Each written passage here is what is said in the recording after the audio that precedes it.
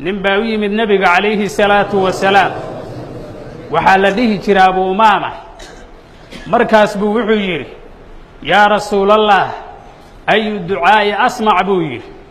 أي أغرب للإجابة دعاء الدابة أقوله إلا أقبله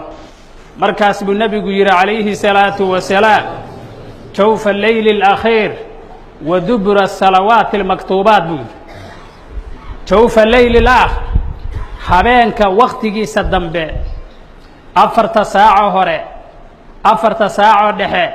afarta saaco dambe loo jeedaa joofka dambe qofka ka kaca hurdadii macaanka badneed naftu ku raaxaysanaysay jirku ku raaxaysanayay ee markaa ilaahay hortiisa istaaga salaad dukanahaya sujuudaya ilaahay baryahaya kana tagay raaxadii adduunka ka tagay ee isjeclaysiinaya ilaahay waa aqbalaa buu yiri nabigu calayhi salaatu wasalaam markaas buu nabigu yiri calayhi salaatu wasalaam jawf al-layl al-akhir wa dubura as-salawat al-maktubat buu jawf al-layl al-akhir habeenka waqtigiisa dambe afarta saaco hore afarta saaco dhexe afarta saaco dambe loo jeedaa joofka dambe qofka ka kaca hurdadii macaanka badneed naftu ku raaxaysanaysay jirku ku raaxaysanayay ee markaa ilaahay hortiisa istaaga salaad dukanahaya sujuudaya ilaahay baryahaya kana tagay raaxadii adduunka ka tagay ee isjeclaysiinaya ilaahay waa aqbalaa buu yiri nabigu calayhi salaatu wasalaam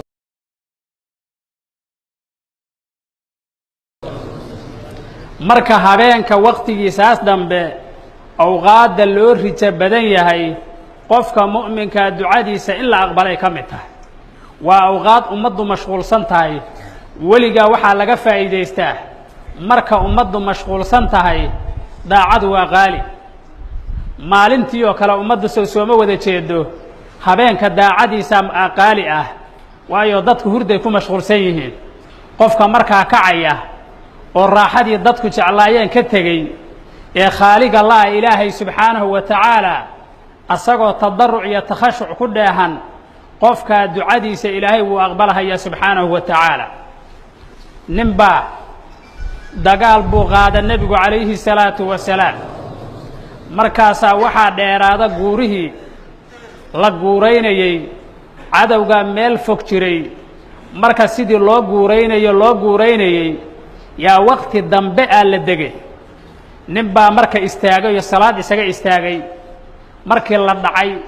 oo awrtii daashay oo fardihii daaleen oo dadkii daaleen oo la wada dhacay ayuu kaligi istaago ilaahay baryahayaa salaad u kac markaas nabigu tusarag ninkaas oo kale ilaahay malaa'iktiisa ugu faanaa buu yiri naftiisi buu ka adkaada buu yiri raaxada jecleed buu ka dilay markay dhici lahayd ayuu wuxuu u istaagay ilaahay daacadiisii marka midkaas oo kale waa kuwa ilaahay uu leeyahay malaa'ikta ma araadahu kaasi muxuu rabaa ma la raaxaysta kuwa raaxaysanaya waayo maxsuusaadka waa la fahmaa laakiin waxyaabaha aan maxsuuska ahayn oo la taaba karin ummadda gabalkeeda ilaahay fahamsiiyaa inta kala fahmi mayso waxa uu markaa helahayo oo ilaahay oo weydiisanaya qaali la noqday markaas waxa kale oo aan qaaliga ahayn buu ka tagayaa daacadu dhadhansanaya waana ku macaansanayaa marka waqtigaas oo kale asagana waqtiyada ijaabadu ay dhowdahay ka mid tahay marka aad raaxaysan tahay ama aad cibaadada xoogaa nashaad u haydo iyo marka aad caajis tahay ee nafta aad ka adkaanayso la dagaalamayso dirqinayso daacadu lafteeda waa kala qaalisantahay marna dhibba kuguma haydo dagaalba kuguma hayaba marna dagaal buu kugu hayaa daran oo shaydaanku marna ku faaruqi maayo inta aad noosha waa ku daba soconaya daacadu culayskaaga ridaya markasto daacada u dhaqaaqdo wuxuu kugu ridahayaa dibdhac wuxuu kugu ridayaa daal wuxuu kugu ridayaa dhibaato waxaasoo dhan waxaa lagaa rabaa inaad ka adkaataa lagaa rabaa cadowtinimada ilaahay uu ku sheego yidhi ina shaydaana lakum caduwun faاtakhiduuhu caduwa cadowga dhabtaa oo aan leenaha waa shaydaan kuna faaruqi maayo waa kula soconayaa umana jeedid waxuu ku jeclaysiiyo ad ugu shaqaydo taas unbaa dantiisana ah marka shaydaankana waxaa looga adkaadaa daacada ilaahay oo la aado daacada ilaahay baa waxaa uga adkaaday markii u sujuud la yidhi nebiyullaahi aadam yow diiday daacadii ilaahay buu diidey ma og tahay markaasaa waxaa laga dheereeyey raxmaddii ilaahay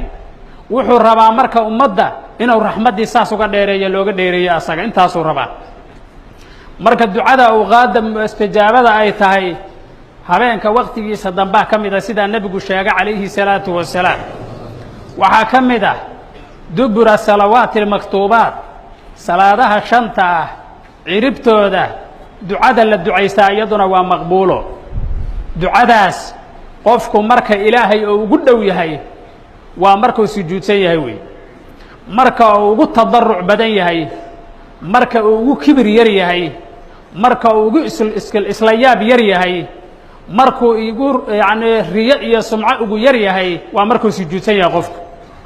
majmacu maxaasini اlmar'i qofka quruxyaalkiisa oo dhan waxaa lagu kulmiyey qofka wejigiisa lagu kulmiyey baasaboorkiisu waa wejigiisa haddii intaa wejiga baasaboorkiisa la qariyo inta kaleeta maba garanaysidba marka meeshaasaa waxaa lagu kulmiyey qofka quruxdiisa iyo foolxumadiisa halkaasaa lagu kala gartaa meeshii maxaasintiisa oo dhan lagu kulmiyey marka uu dhulka dhigo oo asaafishiisii ou kor mariyo acaalidiisii oo wejigiina hoos mariyo markaasuu ugu khushuuc badan yahay markaasaa ducaduna ugu dhowdahay in la aqbalo aqrabu maa yakuunu alcabdu min rabbihi wahuwa saajid buu yidhi nebigu calayhi salaatu wasalaam qofku markuu rabbigii ugu dhow yahay waa marka sujuudda uu ku jira buu yidhi markaa sujuudda aad ku jirto inaad ilaahay bariso oo ilaahay subxaanahu wa tacaala aad bariso baryahaagaas ilaahay wuu ka aqbalayaa inaad barisaa marka owlaah awqaaddii sujuuddu oo weliba in la sujuuda ay waajibka ahayd waa salaaddii faradka ahayd wey salaaddii faradka ahayd oo sifaad kaa xambaarsanayd markaad ka baxda ciribteeda inaad ilaahay bariso oo aad ducadii tadaruc iyo tamaskun iyadoo ku dhaahantaha bariso ducooyinka qabuulka la kulmay ka mid tahay ducooyinka nebigu uu ku sifeeyey ka mid tahay calayhi salaatu wasalaam in ilaahay aqbalahayo ijaabadoodu ay dhowdahay waqtigaas ku dadaalo yidhi ducada